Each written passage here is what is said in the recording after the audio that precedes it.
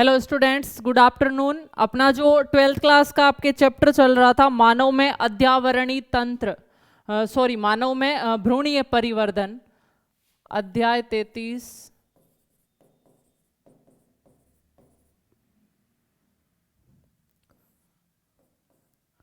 मानव में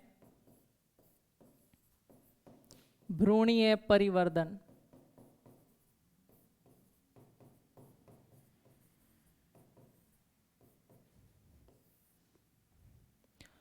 तो देखिए स्टूडेंट्स, जो आपके 12th क्लास का ये चैप्टर है, देखिए स्टूडेंट्स, इसके अंदर हमने पिछली क्लास में क्या पढ़ा था कि जो जीव होते हैं, जो बच्चे का परिवर्धन हो रहा है, तो सबसे पहले क्या देखा था हमने कि अंडवाहिनी के अंदर निषेचन प्रक्रिया के द्वारा युग्मनज का निर्माण होता है और फिर युग्मनज जैसे जैसे गर्भाशय की तरफ गति करता है तो उसके अंदर समसूत्री विभाजन होता रहता है, कोशिकाओं की संख्या बढ़ती है लेकिन युग्मनज के आकार में कोई परिवर्तन नहीं होता है। फिर जो युग्मनज है जैसे जैसे वो गर्भाशय की तरफ जाता रहता है उसमें कोशिकाओं की संख्या बढ़ती रहती है और जैसे ही वो गर्भाशय में प्रवेश करता है तब तक उसमें कोशिकाओं की संख्या 16 हो जाती है। यानी पहले युग्मनज एक कोशिका थी, फिर उसमें समसूत्री विभाजन हुआ तो 2 बनी, 2 से 4, 4 से 8 और 8 से 16, और जो 16 कोशिकाओं की अवस्था होती है उसे क्या बोला गया था? मोरूला या तूतक।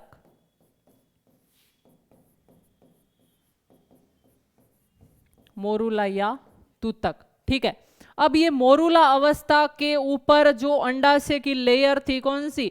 जोना पेल्यूसिडा, वो बनी रहती है, क्योंकि अगर जोना पेल्यूसिडा नहीं होगा तो ये युग्मनज है वो गर्भाशय तक आ ही नहीं सकता, हो सकता है वो अंडवाहिनी में चिपक जाए, और इस प्रकार का कभी कभी बहुत रेयर केसेस में होता है और इस प्रकार की प्रेगनेंसी को एक्टोपिक प्रेगनेंसी बोलते हैं। यानी भ्रूण का रोपण है वो गर्भाशय में नहीं होकर अंडवाहिनी में हो जाता है, इसको एक्टोपिक प्रेगनेंसी बोलते हैं।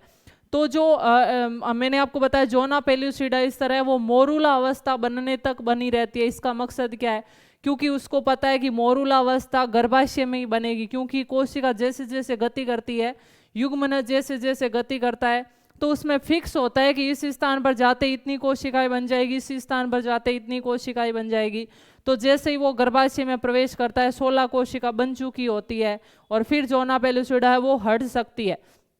तो देखिए जो मोरूला अवस्था की परिधीय कोशिकाएं हैं वो घनाकार होती है और फिर धीरे धीरे वो चपटी हो जाती है और चपटी होने के बाद उनका नाम हो जाता है पोषकोरक कोशिकाएं। और वो क्या करती है? गर्भाशय में जाकर चिपक जाती है। गर्भाशय में जाकर चिपक जाने से क्या होगा कि गर्भाशय के अंदर से कुछ द्रव का निर्माण होने लगता है और द्रव का निर्माण होने से अंदर रस भरने लगता है। तो इसकी कोशिकाओं के द्वारा क्या किया जाता है? एक गुहा का निर्माण किया जाता है जिसे कोरक गुहा या ब्लास्टोसील बोलते हैं, और उस गुहा के अंदर द्रव भर जाता है। अब जैसे ही द्रव भरेगा तो गुहा जैसे जैसे द्रव की मात्रा बढ़ेगी गुहा का आकार भी बढ़ता जाएगा और अंत में गर्भाशय के अंदर क्या होगा? अंत में गर्भाशय में ये गुहा इस प्रकार की बड़ी बन जाएगी और जो अंतर कोशिका है, आंतरिक कोशिका मतलब जो युग्मनज का जो झुंड है, जो ठोस भाग है, वो एक किनारे पर चिपक जाएगा। इसके अंदर क्या है? कोशिकाओं का समूह है। और फिर धीरे धीरे ये क्या करना है? विकास करना स्टार्ट कर देता है। यहां तक अब ये अवस्था जो चिपक गई है इसको बोला जाता है ब्लास्टोसील। मोरूला ब्लास्टूला बोला जाता है इसको, ब्लास्टूला अवस्था। अब ये ब्लास्टूला अवस्था क्या करेगी? आपको पता है, मैंने बताया था जनन तंत्र में कि गर्भाशय में 3 स्तर होते हैं। सबसे अंदर वाला एंडोमेट्रियम, फिर मायोमेट्रियम और प्यायामेट्रियम, सबसे बाहर वाला। तो सबसे अंदर वाली जो परत होती है एंड्रोमेट्रियम, एंडोमेट्रियम, ये सबसे अंदर वाली परत है एंडोमेट्रियम। इसके अंदर ये क्या करता है? धंसने लगता है। तो एक सिचुएशन ऐसी आएगी कि ये एंडोमेट्रियम है इसके बाहर की तरफ से हो जाएगी और इस प्रकार के अंतरोपण बोला जाता है, यानी गर्भाशय की भित्ति के अंदर की तरफ धंस जाता है और इसको अवस्था को क्या बोला जाता है? ब्लास्टूला अवस्था। और इस प्रक्रिया को बोला जाता है रोपण। तो रोपण किसे बोलेंगे? जो भ्रूण का या जो कोरक गुहा बनी है उसका एंडोमेट्रियम परत में धंस जाना, ये प्रक्रिया क्या कहलाती है? रोपण। और रोपण होते ही फिर क्या होता है? इन कोशिकाओं से आगे भ्रूण का क्या होता है? निर्माण होने लगता है। ठीक है, तो यहां तक नोट कीजिए, फिर मैं पॉइंट्स के रूप में लिखवाती हूं आपको।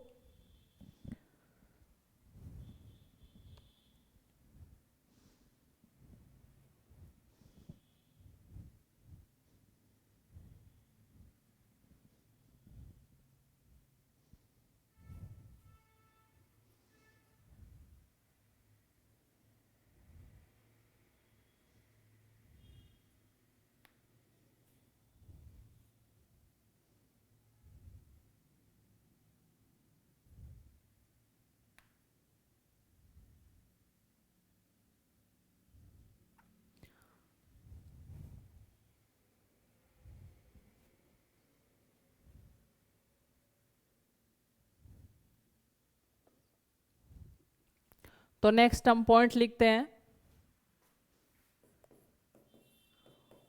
कोरक गुहा में द्रव की मात्रा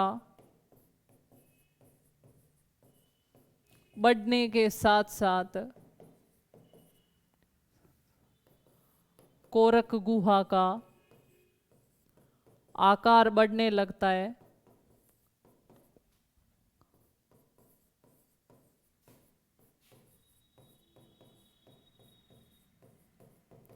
तथा इसी समय पोषकोरक कोशिकाएं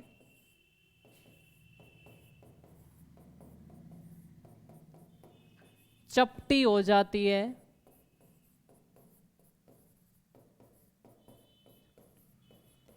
तथा यह अवस्था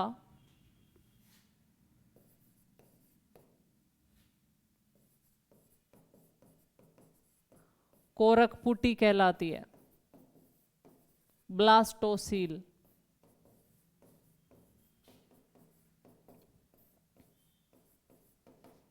नेक्स्ट पॉइंट,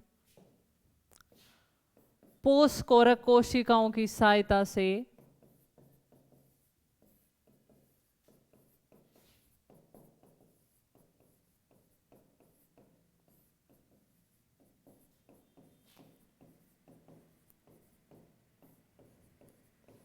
पोषकोरक कोशिकाओं की सहायता से कोरक पुटी गर्भाशय की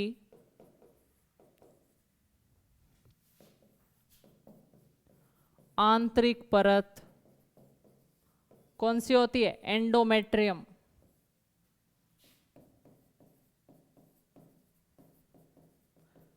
कोरक पुटी पोषकोरक कोशिकाओं की सहायता से गर्भाशय की आंतरिक परत एंडोमेट्रियम में धंस जाती है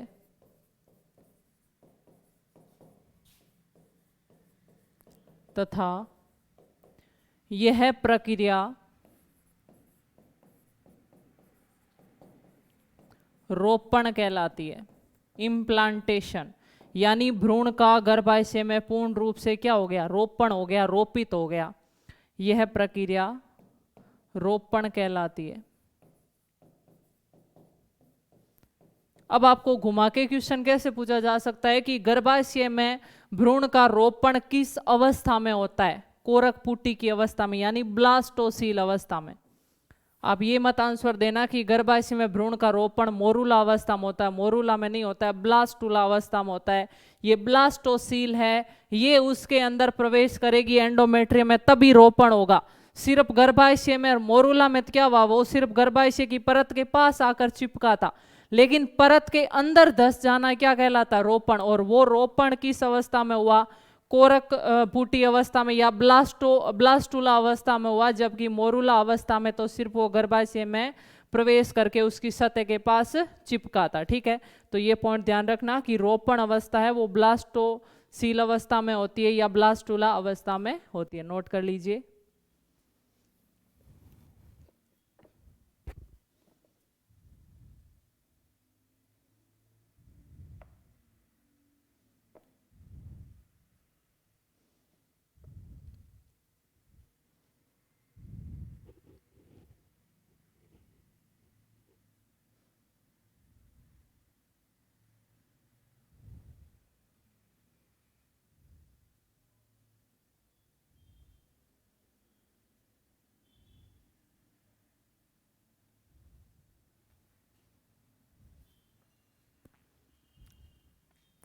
तो ये रोपण हो गया। जैसे ही रोपण हुआ मतलब इस अवस्था में तो क्या हुआ कि जो एंडोमेट्रियम के अंदर धस गई है कौन सी, कोरकपुटी अवस्था। अब क्या होगी, धीरे धीरे एंडोमेट्रियम उसको चारों ओर से घेर लेगी, यानी पहले तो एंडोमेट्रियम ऐसी थी, ये धीरे धीरे इसके अंदर धस रही है, फिर एंडोमेट्रियम इसको इस प्रकार बढ़कर चारों तरफ से घेर लेगी।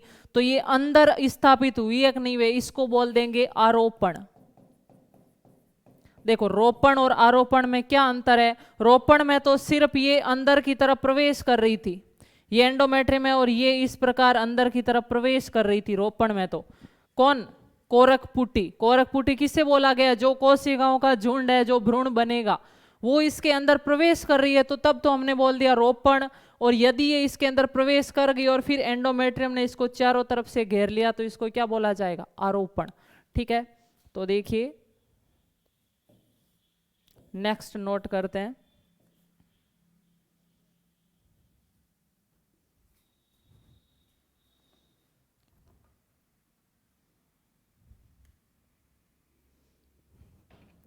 इसके साथ ही एक पॉइंट लिख लेना कि मानव में रोपण का ये प्रकार क्या कहलाता है, अंतराली रोपण। अंतराली रोपण का मतलब क्या है, एंडोमेट्रियम के अंदर रोपित हो रही है। तो मानव में इस प्रकार का रोपण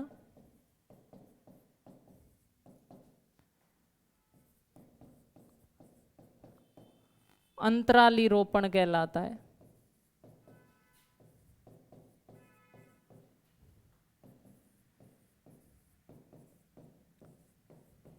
सभी जीवों में इस प्रकार का रोपण नहीं होता, यानी सभी जीवों के अंदर एंडोमेट्रियम के अंदर नहीं घुसती है। तो ध्यान रखना मानव में किस प्रकार का रोपण कहलाता है, अंतराली रोपण कहलाता है।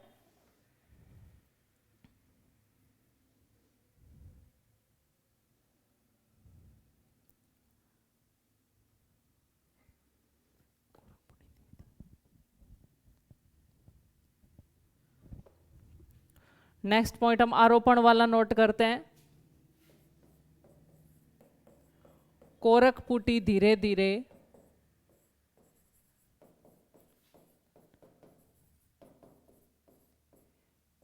गर्भाशयी अंतः स्तर में, गर्भाशयी अंतः स्तर किसको बोला गया है, एंडोमेट्रियम को।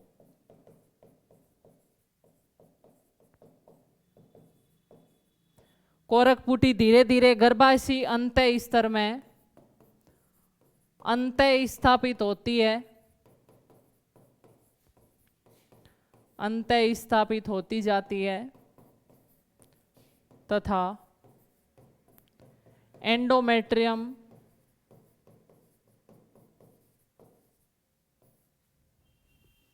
इसे चारों तरफ से घेर लेती है। यह प्रक्रिया आरोपण कहलाती है।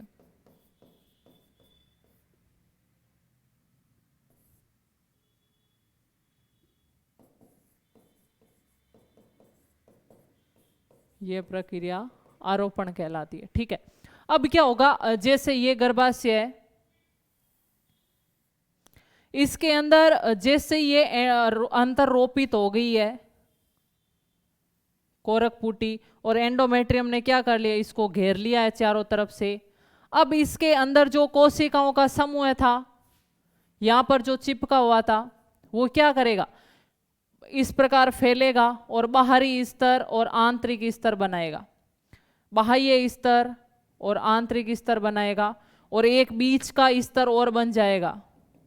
जैसे हमने नाम सुना ना, एक्टोडर्म, एंडोडर्म और मेसोडर्म। तो ये कोशिकाएं क्या करेगी, इस प्रकार के 3 स्तरों का निर्माण कर लेगी। ये बाह्य स्तर, ये मध्य स्तर, और ये क्या होगा, ये होगा आंतरिक स्तर। फिर इन तीनों स्तरों से अलग अलग भ्रूण के शरीर के अंगों का निर्माण होगा। या अंदर वाली कोशिकाएं अलग अंग का निर्माण करेगी, बीच वाली कोशिकाएं अलग अंग का निर्माण करेगी, बाहर वाली कोशिकाएं अलग अंग का निर्माण करेगी। इसको बोला जाता है भ्रूणीय गति। यानी अलग अलग स्तर की कोशिकाएं गति करके नए नए अंगों का निर्माण करेगी, इसको क्या बोला जाता है, भ्रूणीय गति। तो ये सबसे बाहरी स्तर होता है, इसको एक्टोडर्म बोलते हैं।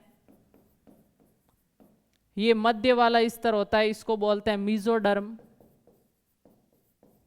और ये सबसे आंतरिक स्तर होता है, इसको बोलेंगे एंडोडर्म। तो इन तीनों स्तरों का निर्माण किसने किया, इन कोशिकाओं ने किया कि नहीं किया। तो नेक्स्ट पॉइंट नोट करते हैं। आरोपण के पश्चात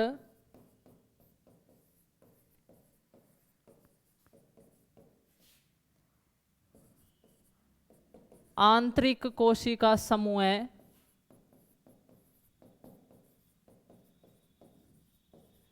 तीन स्तरों का निर्माण करता है। तीन स्तर कौन कौन से, एक्टोडर्म, मिजोडर्म और एंडोडर्म।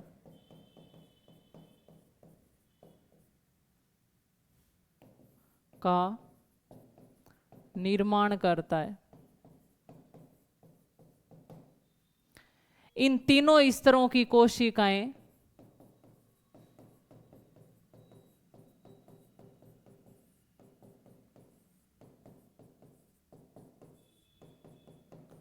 गति करती हुई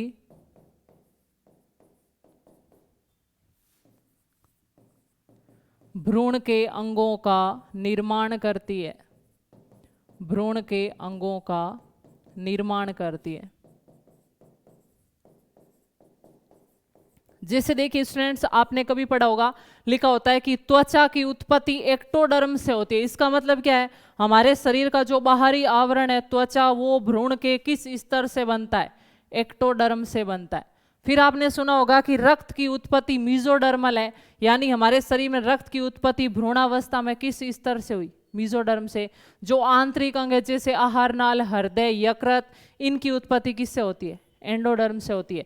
तो भ्रूण की प्रारंभिक अवस्था ये बन गई, और इससे फिर आंतरिक अंग बनेंगे, इससे क्या बनेगा, रक्त बनेगा, और भी अंग बनेंगे, और इससे शरीर के बाहर की त्वचा बनेगी। और धीरे धीरे ये नए अंग बनते बनते इस भ्रूण का परिवर्तन है वो एक बच्चे के रूप में हो जाएगा। 9 महीने में ये सभी कोशिकाएं मिलकर उत्तक बनाएगी, उत्तक से अंग बनेंगे, और अंग से मिलकर पूरे शरीर के तंत्रों का निर्माण होगा, और 9 महीने में कंप्लीट बच्चे का शरीर बन जाएगा। ठीक है, अब देखिए जैसे जैसे ये अवस्था बन रही है, अब अवस्था पहले कौन सी अवस्था थी, सबसे पहले थी मोरूला, फिर आई ब्लास्टूला। ये अवस्था क्या कहलाएगी, गेस्टूला अवस्था कहलाएगी, और इसको गेस्टूला भवन भी कहा जाता है।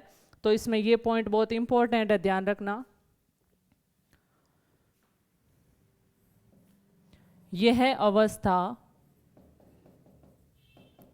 गेस्टूला अवस्था कहलाती है।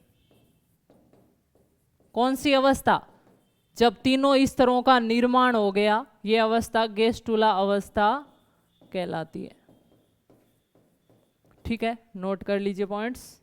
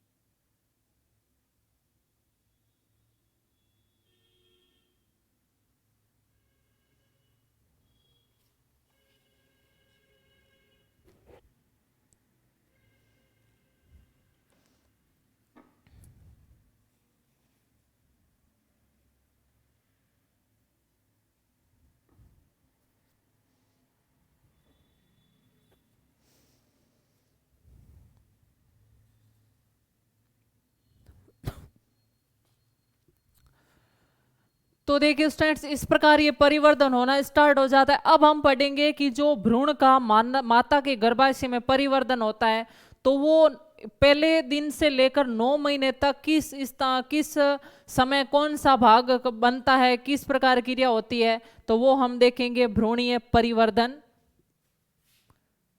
9 महीने में भ्रूणीय परिवर्तन।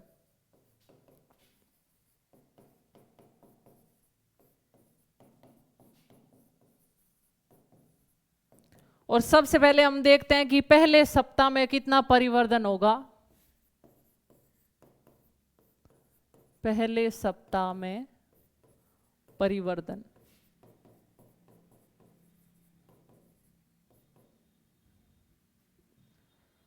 तो देखिए पहले सप्ताह के अंत तक रोपण की प्रक्रिया कंप्लीट हो जाती है। तो सोचिए उससे पहले क्या क्या हुआ था। उससे पहले युग्मनज गति करना स्टार्ट किया था, उसमें 16 कोशिकाओं का समूह बना था, मोरूला अवस्था बनी थी। यानी सबसे पहले तो अंडोत्सर्ग हुआ था, फिर निषेचन हुआ था, फिर निषेचन के बाद युग्मनज बना, मोरूला अवस्था बनी, मोरूला अवस्था गर्भाशय में प्रवेश करी और कोरक पुटी बनी। और कोरक पुटी किसके अंदर धस रही है, एंडोमेट्रियम। प्रथम सप्ताह के अंत तक यानी 7वें से 8वें दिन में रोपण की प्रक्रिया है वो कंप्लीट हो जाती है, यानी कोरक पुटी एंडोमेट्रियम में धस जाती है। तो प्रथम सप्ताह में क्या क्या होगा, युग्मनज में समसूत्री विभाजन प्रारंभ,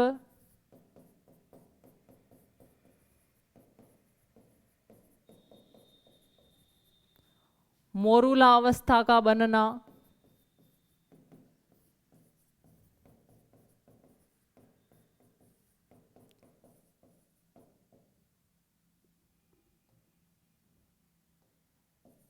देखिए स्टूडेंट्स मोरूला अवस्था कब बनेगी, युग्मनज बनते ही तीसरे दिन मोरूला अवस्था बन जाती है।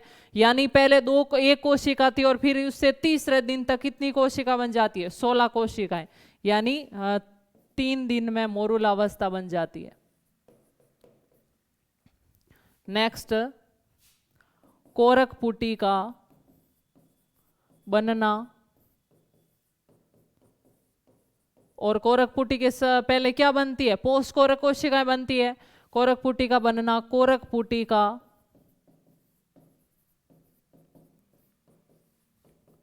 एंडोमेट्रियम में धंसना,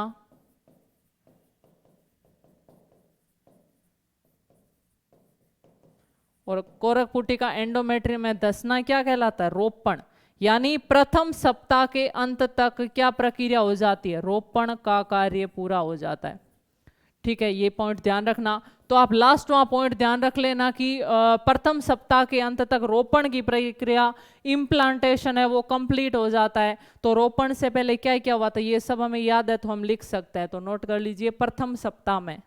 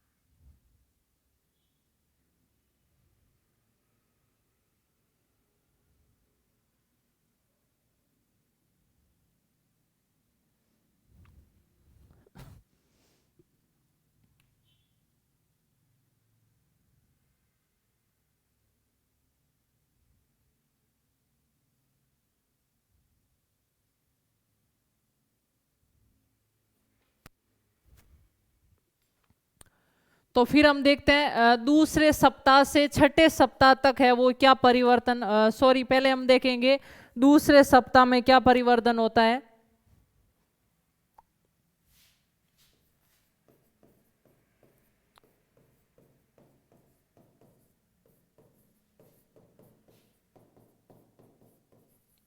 दूसरे सप्ताह यानी 8 से लेकर 14 दिनों में क्या चेंजेज आता है भ्रूण के अंदर? तो पहले सप्ताह के अंदर रोपण की प्रक्रिया हुई थी और दूसरे सप्ताह में आरोपण की प्रक्रिया हो जाएगी। याद है ना रोपण और आरोपण में अंतर? रोपण में तो क्या हुआ था, जो कोरक पुटी थी वो एंडोमेट्रियम में धस रही थी, लेकिन आरोपण में वो पूरी तरह धस गई थी और उसके चारों तरफ क्या आ गई थी? एंडोमेट्रियम। तो इस सप्ताह में, दूसरे सप्ताह में आरोपण की क्रिया संपन्न।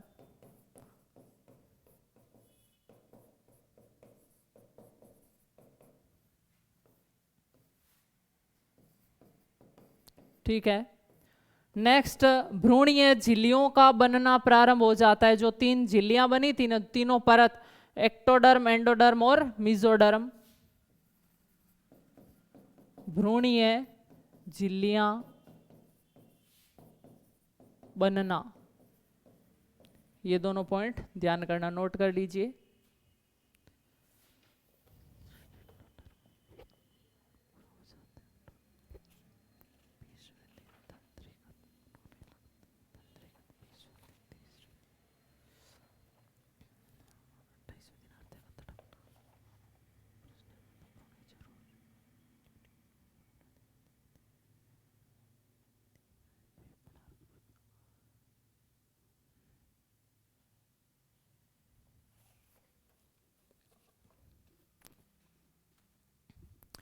फिर हम देखते हैं तीसरे सप्ताह से छठे सप्ताह तक क्या होता है।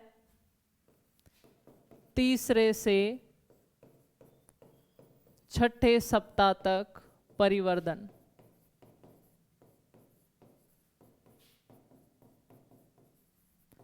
देखिए तीसरे से छठे सप्ताह तक क्या क्या परिवर्तन होगा। पहला तो जो भ्रूण की परतें थी एंडोमेट्रियम और जो मीजोडर्म और एंडोडर्म है वो पूर्ण रूप से बन जाएगी। उसके अलावा जो तीसरे सप्ताह मतलब 14-15 दिन से स्टार्ट हो रहा है, तो 20वें दिन लगभग है क्या होता है कि तंत्रिका तंत्र का निर्माण है वो प्रारंभ हो जाता है और उसके बाद तंत्रिका भवन होने लगता है। और उसके बाद क्या होता है, जब 1 महीना कंप्लीट होता है यानी 28 दिन या 30 दिन होते हैं तो हृदय धड़कना शुरू कर देता है। तो आपको ध्यान रखना है कि भ्रूण के परिवर्धन के समय सबसे पहला कौन सा अंग कार्य करने लगता है? हृदय। 1 महीने का अगर माँ के पेट में भ्रूण हो गया तो उसकी धड़कन स्टेथोस्कोप से सुनी जा सकती है, तो हृदय का धड़कना है वो प्रारंभ हो जाता है। ठीक है। उसके अलावा क्या होगा कि जो हृदय का धड़कना प्रारंभ हो गया और शरीर के गुर्दे और फेफड़े हैं वो दिखाई देने लगते हैं, पता चल जाता है। अगर आप सोनोग्राफी से देख रहे हो तो पता चल जाता है कि हाँ भ्रूण के अंदर गुर्दे और फेफड़े बनने स्टार्ट हो गए, तो ये परिवर्तन होता है। तो देखिए एंडोडर्म तथा मेसोडर्म का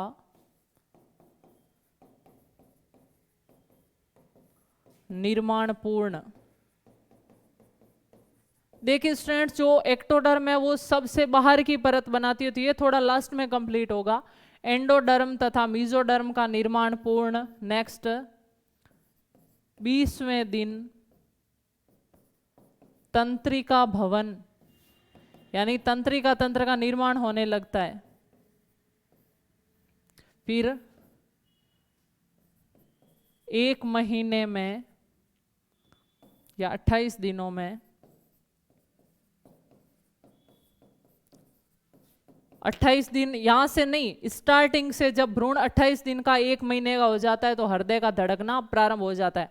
28 दिनों में हृदय का धड़कना प्रारंभ।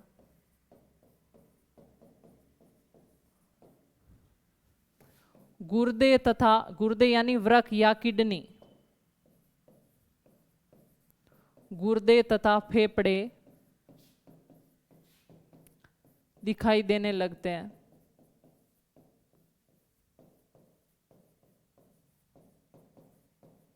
और इस समय मस्तिष्क का विकास है वो तीव्र गति से होने लगता है। मस्तिष्क का विकास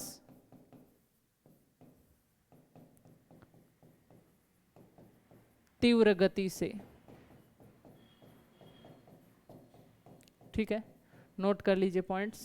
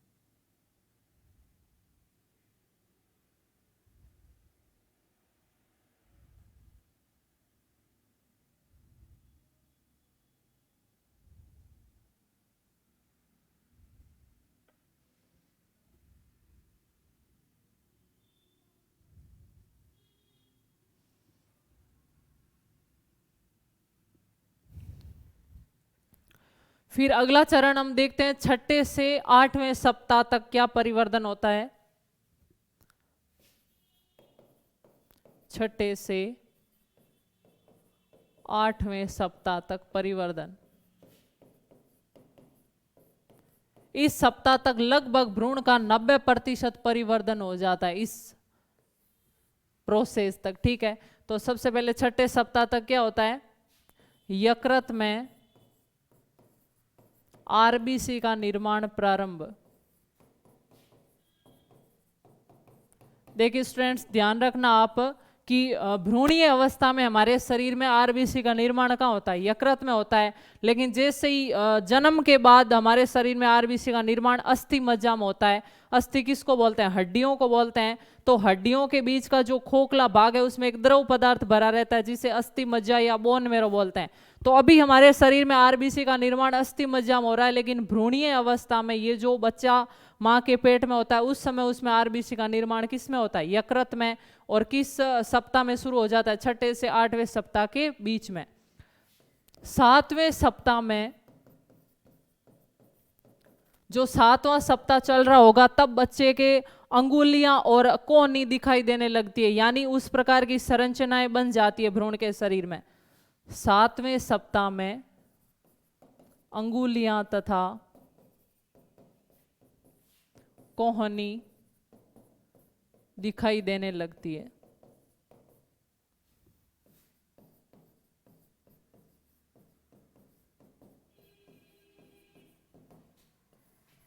आठवें सप्ताह में हृदय का पूर्ण विकास हो जाता है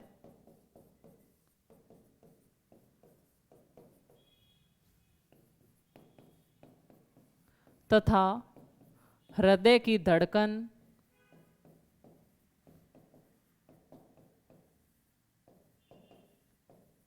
167 पर मिनट होती है। देखिए जैसे जैसे शरीर का आकार बढ़ता है हृदय की धड़कन कम होने लगती है। भ्रूणीय अवस्था में जब 9 महीने का बच्चा होगा लगभग ये 140 के आसपास रहती है। जब छोटा शिशु होता है उसकी हृदय की धड़कन होती है वो 90-100 के आसपास रहती है, और हमारे वयस्कों की हृदय की धड़कन 72 रहती है। यानी जैसे जैसे शरीर का आकार बढ़ेगा हृदय की धड़कन है वो कम होती जाती है, ठीक है। तो 8वें सप्ताह में हृदय का पूर्ण विकास हो जाता है तथा हृदय की धड़कन कितनी हो जाती है, 160 पर मिनट हो जाती है, ठीक है। अब देखिए जैसे ही 8वां सप्ताह कंप्लीट होगा लगभग 80% शरीर का विकास हो जाता है, यानी उस भ्रूण को उस बस जो शरीर है उसको भ्रूण बोला जाता है। यानी 8वें सप्ताह के अंत तक जिस प्रकार वयस्क का शरीर होता है उसका 80% उस जैसी संरचना 8वें सप्ताह के अंत तक दिखाई देने लगती है। और 8वें सप्ताह में क्या होता है, लगभग 1.5-2 महीने का जो भ्रूण हो जाता है, ठीक है। तो 8वें सप्ताह के अंत तक 80% शरीर के भागों का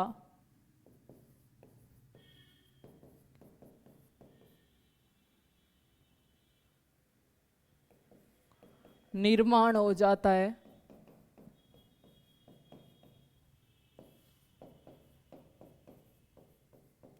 तथा इस समय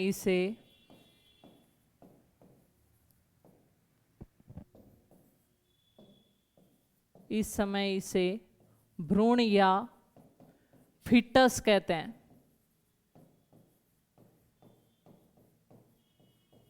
ठीक है। और 8वें सप्ताह के अंत तक जो भ्रूण है वो मां के शरीर में करवट भी बदलने लगता है। तो नेक्स्ट पॉइंट, 8वें सप्ताह के अंत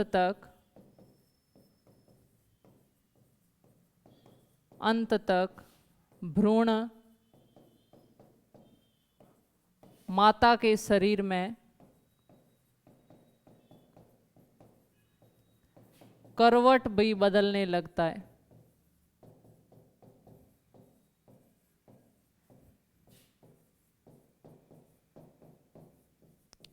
ठीक है। नोट कर लीजिए पॉइंट्स।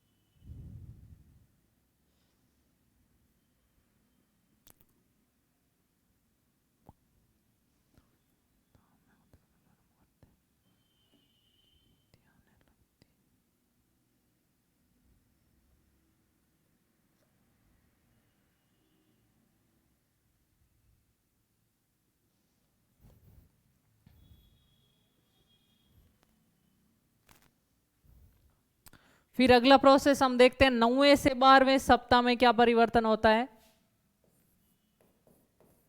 9वें से 12वें सप्ताह,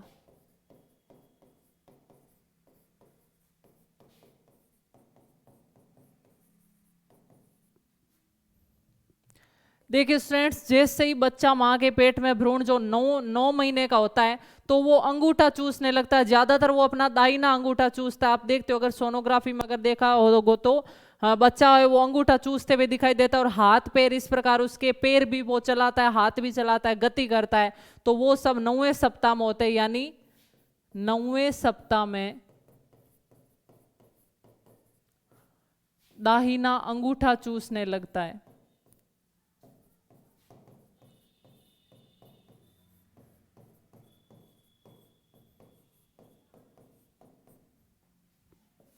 तथा हाथ पैरों की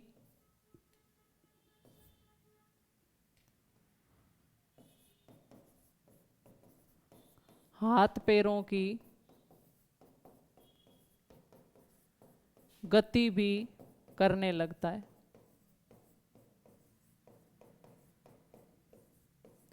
और ये जो प्रोसेस चल रहा होता है 9वें से 12वें सप्ताह के बीच में, जो भ्रूण होता है उसके बाह्य जननांग विकसित हो जाते हैं, जिससे लड़का या लड़की में पहचान की जा सकती है।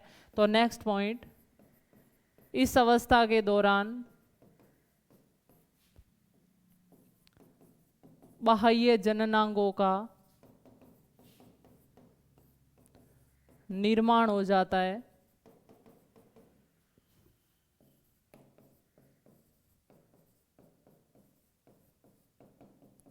जिसके कारण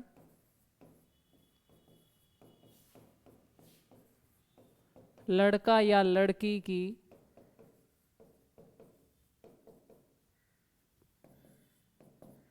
पहचान की जा सकती है।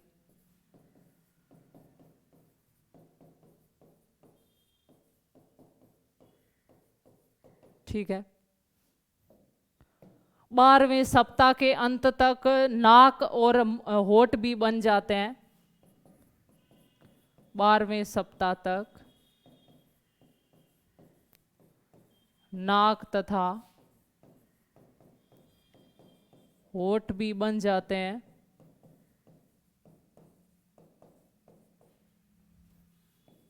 और अंगुलियों पर नाखून आ जाते हैं, और अंगुलियों पर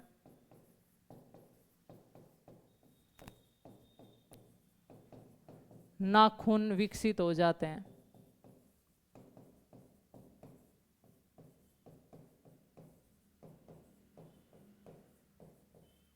ठीक है, नोट कीजिए पॉइंट्स।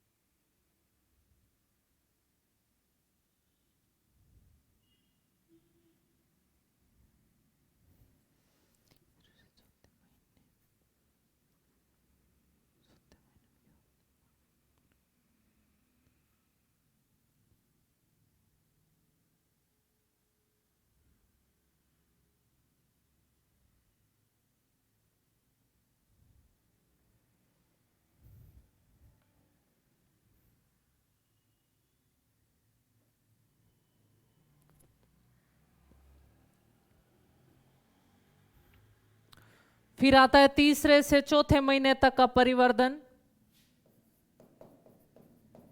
तीसरे से चौथे महीने का परिवर्तन।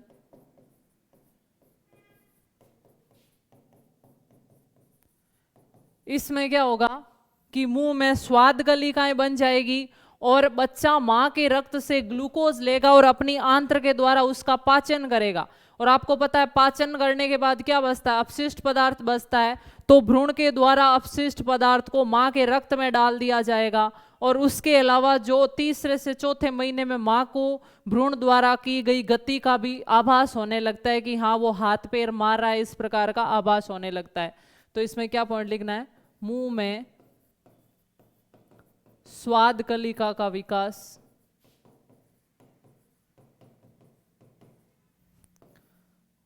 ग्लूकोज का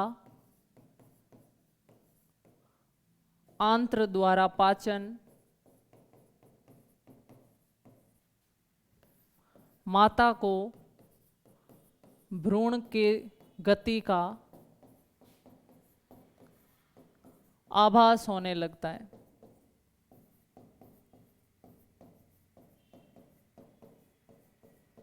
नोट कर लीजिए पॉइंट्स।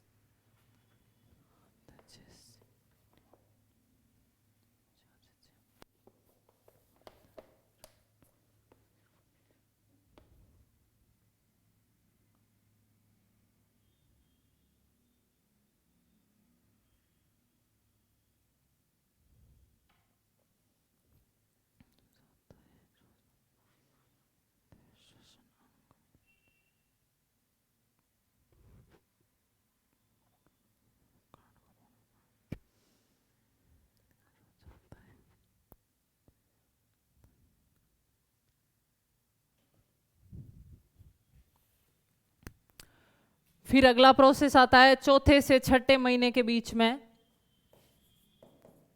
4 से 6 महीने, 6 महीने में परिवर्धन।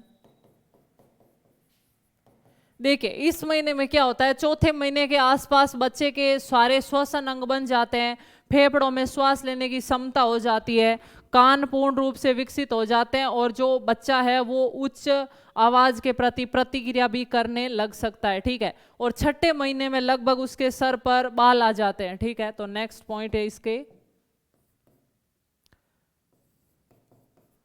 श्वसन अंगों तथा कर्ण का या कान का पूर्ण विकास। नेक्स्ट पॉइंट, उच्च आवाज के प्रति प्रतिक्रिया।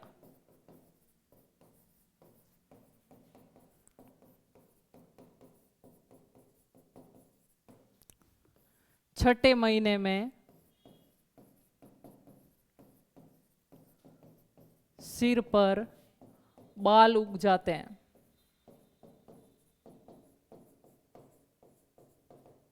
नोट कीजिए पॉइंट।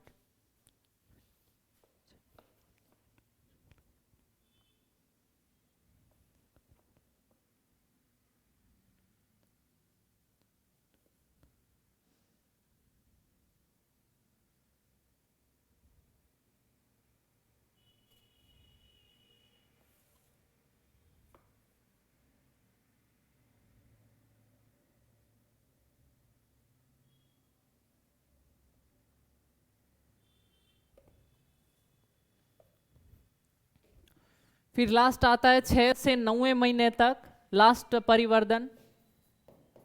6 से 9वें महीने तक परिवर्धन।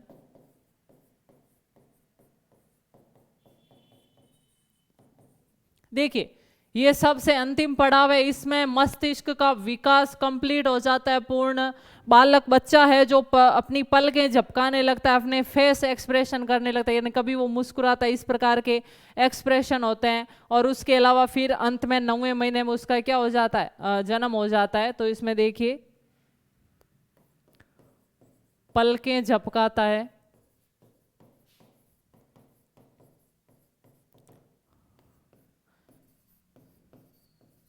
चेहरे में भाव प्रकट,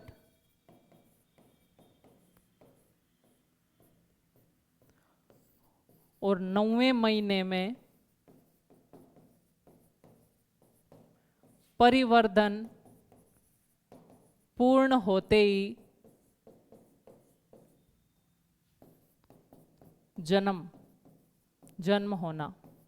देखिए जैसे ही बच्चा पूर्ण परिवर्तित हो जाएगा तो इसके द्वारा कुछ ऐसे संकेत दिए जाएंगे माता के शरीर को, जिससे जो तंत्रिका तंत्र है वो क्या करेगा, संकेत देगा पीयूष ग्रंथि को, और उससे ऑक्सीटोसिन हार्मोन निकलेगा, और वो हार्मोन क्या करेगा, गर्भाशय की भित्ति को संकुचित करेगा, बहुत ज्यादा संकुचित होगा। ऑक्सीटोसिन हार्मोन की वजह से प्रसव पीड़ा आएगी, बहुत ज्यादा संकुचन होगा, और बच्चा है वो जो भ्रूण है गर्भ में, वो गर्भाशय से टूटकर अलग हो जाएगा और शरीर से बाहर आ जाएगा। तो इस प्रकार बच्चे का जन्म हो जाता है। तो स्टूडेंट्स नोट कर लीजिए इस पॉइंट को।